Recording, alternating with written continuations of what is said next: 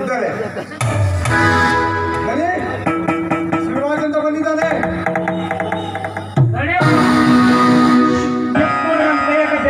ಶಿವರಾಜ್ ನಮ್ಮಲ್ಲಿಗೆ ಬಂದ್ರಿ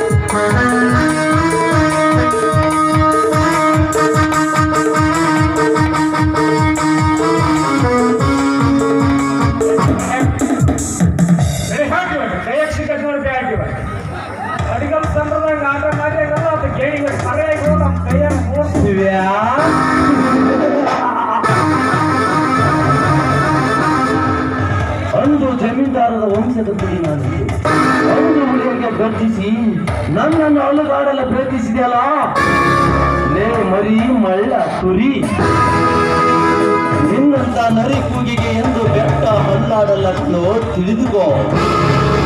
ಒಳ್ಳೆ ಮಾತಿನಿಂದ ನನ್ನ ಮಾತಿಗೆ ಒಪ್ಪಿಕೊಂಡು ನಿನ್ನ ಪ್ರಾಣ ಉಳಿಸಿಕೊಳ್ತು ಇಲ್ಲ ನನ್ನ ಹೆಂಡತಿಗೆ ಓಡಾಡಿಸ ಸಾರಿ ನಿನ್ನ ಪ್ರಾಣ ನಡೆದುಕೊಳ್ತು. ಏಕಂತರ ಹುಟ್ಟುವಾಗಲೇ ತಾವನ್ನೇ ಬೆಳಿಗ್ಗೆ ಕಟ್ಟಿಕೊಂಡು ಬಂದಿರುವಾಗ ನನಗೆ ಪ್ರಾಣದೆಯ ಭೀತಿಯೇ ಇಲ್ಲ ಅಂದಾಗ ನಿನ್ನೊಂದಿಗೆ ಹೋರಾಟ ಮಾಡುವುದೇನಲ್ಲ ಗುರಿ ಗುರಿ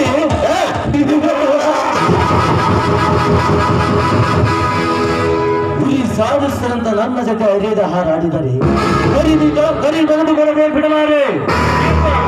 ಮುಗಿತು ಸರಿ ತೆಗೆದುಕೊಳ್ಳುತ್ತೇನೆಂದು ನರಹರಿಯಾಗಿ ನಿಮ್ಮ ನನ್ನ ಸಿರಾಯಿಯರು ಬಂದೇ ಬರ್ತಾನೆ ಪರಿಶ್ರಮ ಅಂದಾಗ ನಿನ್ನೊಂದಿಗೆ ಹೋರಾಟ ಮಾಡಿ ನನ್ನ ಆಸ್ತಿ ಪಡೆದುಕೊಳ್ಳುವುದೇನಲ್ಲ ಬಲವಾದ ಛಲ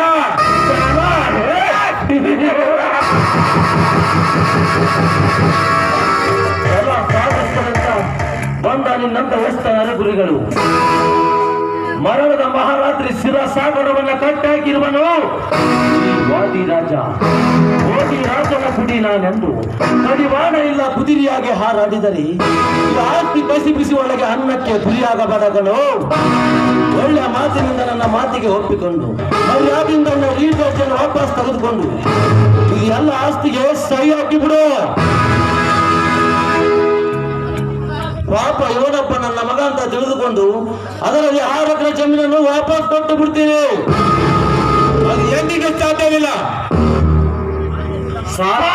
ಮಗನೇ ಆದರ ಸಹಿಸಿಕೊಂಡು ಈ ಜಮೀನ್ದಾರ ಅರ್ಥವನ್ನು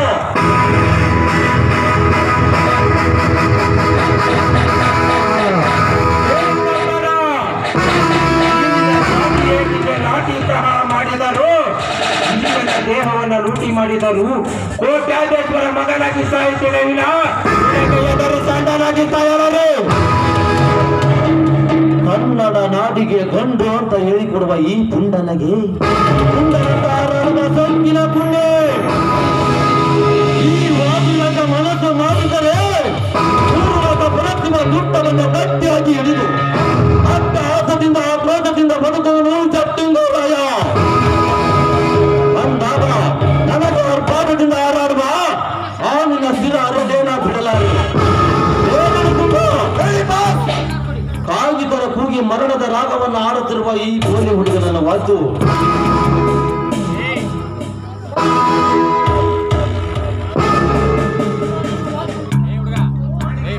ಹೊತ್ತು ಅತಿಕ್ರಮಣದ ಬಾಡಿಗೆ ಸಹಿತ ಏಕಿತನಿ 3 ಒಳದಂಡೆ ಆಸ್ತಿಗೆ ರಾಜವಂಶದ ಮುಗುಟಕ್ಕೆ ಕೈ ಹಾಕಿದ ಒಂದು ಕಾಡದೇಕೆ ಗುಂಡಿಕ್ಕಿ ಆಸ್ತಿಗೆ ಮಾರಲಿದ್ದರೆ ಒಳಗೈ ಬಂಟಾರಾಣ ತಂಗನಂತ ಕೈವದ ಸಂತೋಷ ಪ್ರಣಾಮ ಸಂತೋಷ. ರಣತುಂಗ ಒಳ್ಳೆ ಪ್ಲಾನ್ ಅನ್ನು ತೆಗೆದುಕೊಂಡಿದ್ಯಾ. ಗಂಡು ಅಂದರೆ ಹೀಗಿರಬೇಕು. ನನ್ನ ಹಂಕಿ ಮಹತ್ವ ಏನಿದೆ ಗೊತ್ತಾ?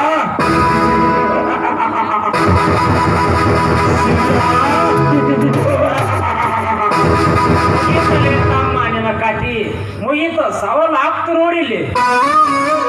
ಒಂದು ಕೂಗಿದರೆ ಸರಿಯಾಗಿ ಶರಣು ಮಾಡುವುದು, ಎರಡು ಕೂಗಿದರೆ ದಣ್ಯರ ನಾ ಹೇಳಿದಕ್ಕೆ ಸರಿಯಾಗಿ ಉತ್ತರ ಕೊಟ್ಟು ಒಪ್ಪಿಕೊಳ್ಳುವುದು, ಊರಿನಂಗಿ ಕೂಗಿದರೆ ಮರಣದ ವಾರ್ತೆಯನ್ನು ಕರೆಯುವುದು. ಮೊದಲವಾಗಿ ಸಿವ್ಯ ಹಾಕೋ ಸೈನ, ಎರಡನ್ನ ಕೈಗೆ ಹಾಕಲೇ ತಮ್ಮ ಸುಮ್ಮನೆ. ಸಿವ್ಯ ಹಾಕೋ ಸೈನ ಅತಿ ಜನ್ಮದಲ್ಲಿ ಸಾಧ್ಯವಿಲ್ಲ. ಸೈಸ್ಗ ಮಗನನ್ನು ರಣತುಂಗ ವರ್ತವನ್ನು ಪಡೆದನೆ.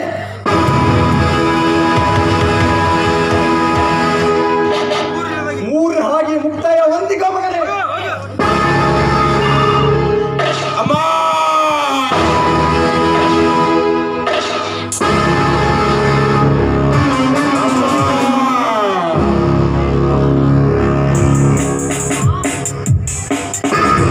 ಅಮ್ಮ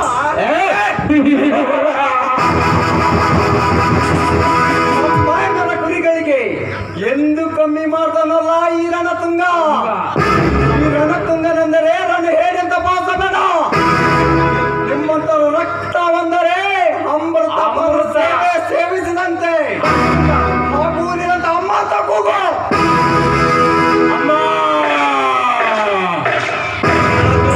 ನಿನ್ನ ಮನುಷ್ಯನಲ್ಲ, ರಾಕ್ಷಸ. ರಾಮ, ಸೀತೆ.